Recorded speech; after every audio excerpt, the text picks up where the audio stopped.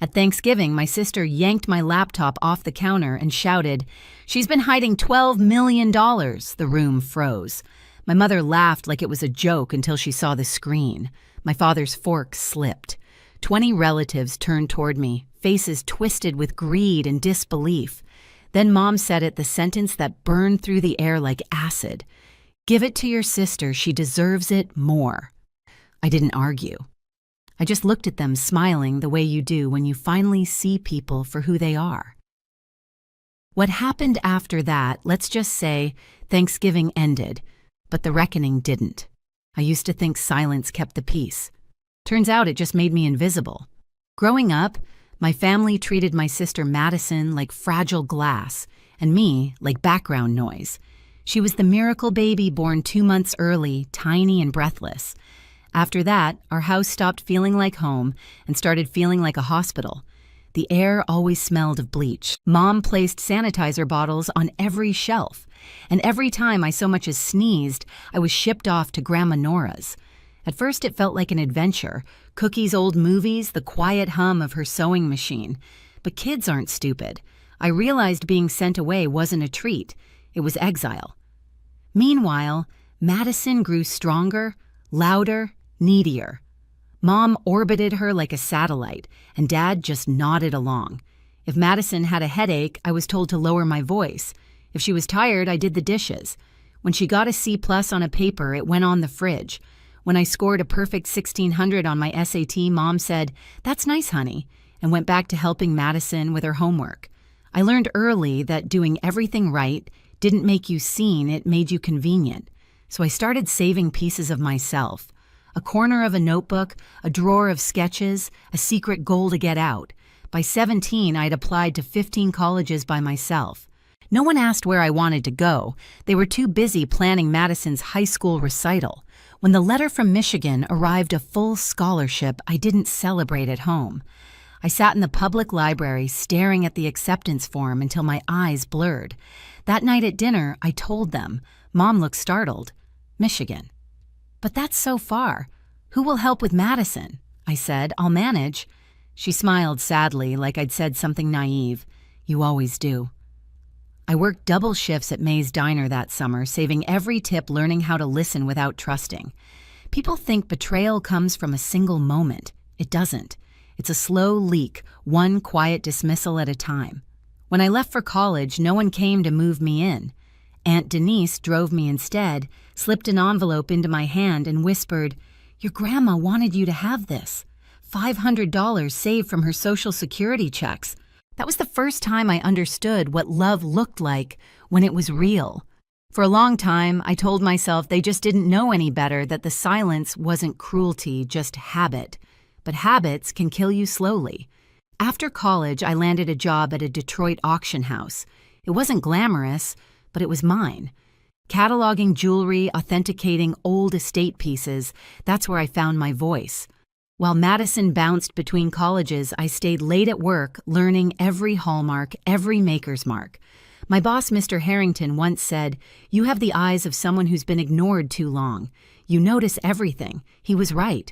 When my small side projects grew into something real, a business of my own, I didn't tell my family. They thought I worked in a dusty antique shop. It was easier that way. Once a month, I'd show up to Sunday dinner in a Target sweater and an old tote bag, pretending the Hermes sitting in my closet didn't exist.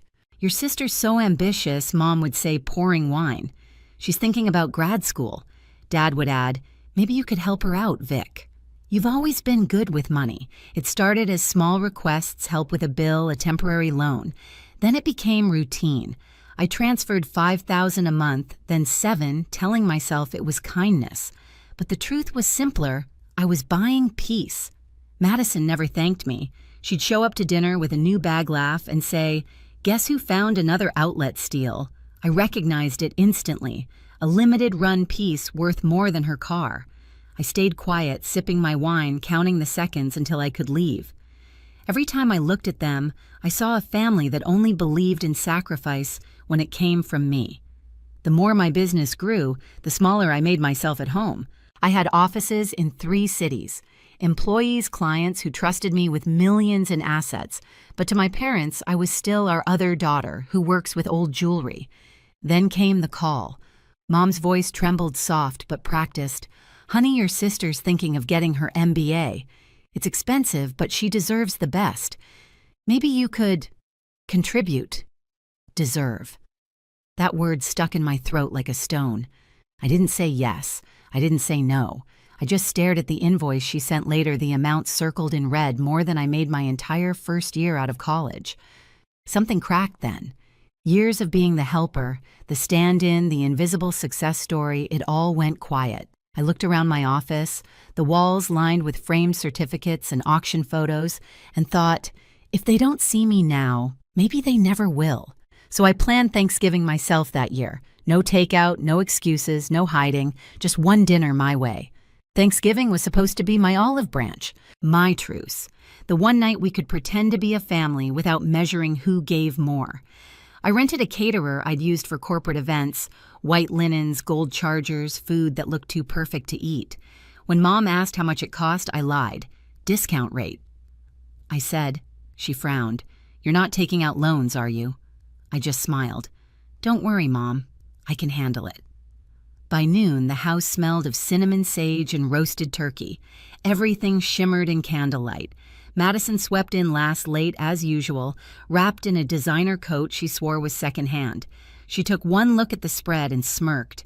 "Store-bought stuffing. Guess you've gone corporate." I laughed quietly, pouring wine.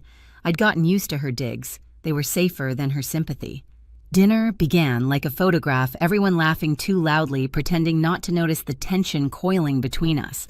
I told myself to just get through the night, smile, eat, survive. Then, midway through dessert, I stepped into the kitchen to check a live auction on my laptop, an important client bidding on a rare Art Nouveau piece in Hong Kong. My computer was open on the counter screen, filled with authentication reports and account statements. That's when it happened. Madison followed me in, probably to find more wine. She glanced at the screen and froze. Her reflection shimmered over the glowing numbers. Her mouth fell open, then twisted into something mean. She walked back into the dining room, laptop in hand like a trophy. "Hey, everyone," she said, voice bright. "You've got to see what Victoria's been hiding." The room went silent. The fire cracked. My mother's hand hovered mid-air, fork clinking against her plate. Madison flipped the screen toward them. $12 million. A gasp rippled around the table. Mom started laughing, high, awkward, desperate. "That can't be right. She works at that little antique shop." Dad frowned, eyes narrowing.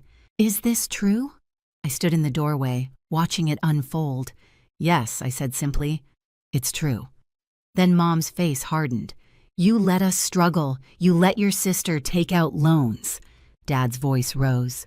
"After everything we've done for you," and Madison, tears glistening, perfectly timed, whispered, "I deserve it more." It was the calm in her tone that did it. The entitlement so natural, it didn't even sound cruel. I didn't yell. I didn't defend myself. I set my wine down and said, "You're right about one thing, Madison.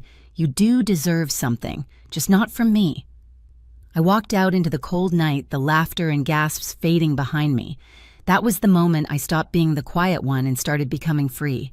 The morning after Thanksgiving, my phone started buzzing before sunrise. 37 missed calls, 64 texts. Mom, Dad, Madison. Unknown numbers, all with the same rhythm of guilt and entitlement. "You've embarrassed this family. How could you hide that from us? You owe your sister." By noon, Madison had already taken the show to social media. Her post read, "Imagine watching your own sister hoard millions while her family struggles. Guess money really does change people." Hundreds of likes, dozens of comments. People from high school, distant relatives I barely remembered, everyone suddenly had an opinion about my greed. I stared at the screen thumb hovering over the reply button, then set the phone down. I'd learned this pattern my whole life, they wound. I bleed, they feed. Not this time. Instead, I walked into my home office where sunlight hit the polished surface of my desk like a spotlight. On the screen, a spreadsheet was open, client contracts, company growth, invoices, my real life. Quiet, methodical, earned. My company wasn't luck. It was years of 4 a.m. starts and 18-hour days, nights, sleeping on an air mattress in a rented room above a restaurant. Every cent had a scar attached. So when Mom's name flashed across the phone again, I answered. "Victoria," she said softly, her voice trembling with faux concern. "We just need to talk. About what?" "About your sister. She's humiliated. The least you can do is help her. You have enough for both of you. She has her own life," I said. Mom sighed, wounded. "Don't be selfish. We're family." There it was, that word again, used like a chain. That evening, I drove to the office. The city outside was half asleep, but the lobby lights glowed warm. Jenna, my head of authentication, was still there. She looked up from her screen. "You okay, boss? Define okay," I said, forcing a smile. Jenna didn't push. She just nodded toward the coffee machine. "They'll come around. People like that always do once they realize they can't touch you." I wished I believed her. 3 days later, they showed up at my office. The receptionist buzzed me. There's a family here asking for you." My stomach tightened. I didn't need to ask which family. When I stepped into the lobby, the sight almost made me laugh. Mom clutching her purse like a weapon, Dad red-faced and righteous, Madison in oversized sunglasses pretending not to look terrified.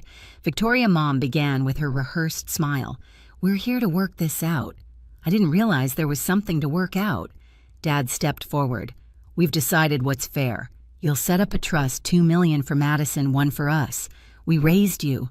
We supported you." I blinked. "You supported me?" Mom's lips thinned. "Don't twist this. We made sacrifices for you." A memory flashed her voice years ago saying, "If you're sick, go stay with Grandma. Madison can't catch anything." Madison finally spoke, her voice cracking just enough for sympathy. "I'm not asking for much. You have everything. I just want to start fresh." I turned to her. "You've been starting fresh your whole life, and every time someone else paid for it." Dad slammed his palm on the reception desk. "You don't talk to your family like that." Jenna appeared from the hallway, silent as a ghost watching. I lowered my voice. "This is my office. You don't get to come here and demand anything from me." Mom's face twisted. "You're really going to do this to your own sister?" "No," I said quietly. "I'm finally doing something for myself." The room went still. Then I nodded to the security guard standing near the elevator. "Please escort them out." Mom gasped, a hand to her chest. "You're throwing your parents out." "Yes," I said, "and I should have done it years ago." They resisted, of course. Mom shouted that I'd regret this. Dad muttered threats about disowning me. Madison sobbed mascara streaking down her face until she realized no one was moving to comfort her. When the elevator doors closed behind them, the silence was deafening. Jenna exhaled. "You good?" I nodded. "Now I am." That night, I sat at home staring out the window at the city lights. The phone buzzed again. Another wave of texts, insults, apologies, manipulations. I blocked every number. Then I opened my bank app. For years, I'd been sending them monthly transfers money they believed came from some side work. I found the recurring payment labeled Family Support, clicked cancel, and confirmed. One tap, one quiet rebellion. A week later, Mom switched tactics. She called from an unknown number, leaving voicemails that swung from rage to guilt to desperation. "Your sister's trying to start her own business. At least send her seed money. You can't erase blood, Victoria. Grandma would be ashamed." But Grandma wasn't ashamed. When I told her everything, she laughed softly. "About time you stopped letting them treat you like an ATM sweetheart." Her approval was the only thing that felt real. Still, the noise didn't stop. Madison posted another photo, wearing a fake Cartier bracelet captioned, "Karma's a boomerang." I almost commented, "It's a counterfeit," but didn't. Let her perform. The truth didn't need my defense. A month passed. The legal notice went out: harassment, defamation, cease and desist. My lawyer delivered it with precision, sharper than any insult they'd ever thrown at me. After that, the calls stopped. The next Sunday, I did something radical: nothing. No family dinner, no phone on the table, no waiting for approval that never came. I made tea, opened my vault, and worked on cataloging a set of vintage sapphires. The room was quiet, the kind of silence that doesn't sting anymore. People think revenge is about rage. It's not. It's about peace. It's about choosing silence because it finally belongs to you. For the first time in my life, Thanksgiving meant something different. Not family, not duty, freedom. 6 months passed before I heard their names again. By then, the storm had lost its sound. The official letters my lawyer sent worked better than any apology ever could. The calls stopped. The fake social media outrage fizzled. Even Madison's luxury business launch, her knockoff jewelry site, disappeared after 2 weeks. Still, sometimes at night, I'd catch myself checking my phone, waiting for the next blow. Trauma has muscle memory. You learn to brace before you breathe. Then one morning, an envelope arrived from Grandma Nora. Inside was a handwritten note and a photo her sitting in front of her old jewelry cabinet smiling. Proud of you, sweetheart. You finally learned to keep what's yours. That sentence hit deeper than any I love you ever had. Work was thriving. The company expanded into another city. Jenna ran operations like clockwork. Clients from Dubai, Paris, and New York called daily. Yet I kept my routine: simple black coffee lab gloves, quiet rooms, and polished light bouncing off gemstones. No more pretending to be small. When I walked into my new home, high ceilings, clean lines, a vault room built exactly to spec, I felt the kind of peace people mistake for loneliness. I wasn't lonely. I was free. Sometimes I scrolled through old photos, family dinners, birthdays, half smiles that never reached my eyes. They looked like strangers wearing my history. Madison still posted occasionally photos of rented cars, captions about self-made women. Once she showed off a bracelet claiming it was Cartier. The hallmark was wrong. I smiled. She'd learned nothing. But I didn't need her to. I closed my laptop, turned off my phone, and let the silence stretch across the room. That Thanksgiving, I didn't cook or cater. I ordered takeout, poured a glass of wine, and raised it to the empty seat across from me. To peace, I whispered, and to finally choosing myself. They said my sister deserved it more. Maybe she did, if deserving means taking until there's nothing left. But I earned every dollar, every quiet morning, every breath of peace they once mocked me for wanting. I built my life from the silence they left behind, and it's stronger than any of their noise. People think revenge is loud. It isn't. It's the sound of a locked door, a canceled payment, a boundary held firm. It's looking in the mirror and finally seeing yourself instead of who they told you to be. So if you've ever been the forgotten one, the helper, the invisible child, know this: you don't owe anyone your peace. Tell me, what would you have done if your own family said you didn't deserve your life? And if this story hit home, share it, subscribe, and stay for the next one.